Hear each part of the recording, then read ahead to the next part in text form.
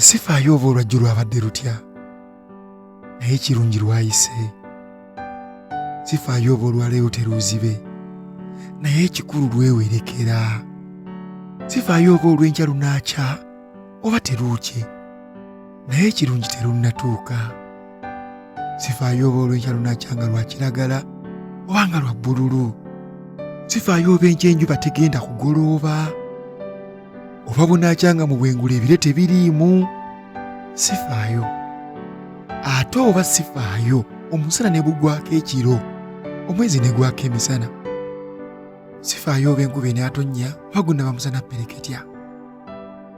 Sifaayo oba ebbugumu linaayitirira oba obunyuguvu bunaasukka.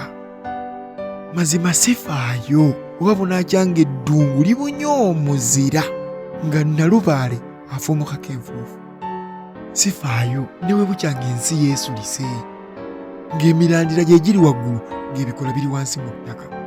Amaaso ne bwe gatandika okuwulira ng'amatu ge galaba. Sifaayo.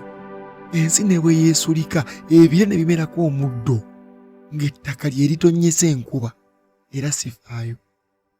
Sifaayo ne bwe bukya enkya enkoko n'ewasa ente. Nze kye nfaako kiri kimu, kamwenyumwenyu ku matama go, ng'ogalamidde mu kifuba kyange, ng'emikono gyo mbambagatidde, nga bw'ontegeeza nti nze gw'oyagala. Nze kye nfaako kiri kimu kyokka, gwe wekka.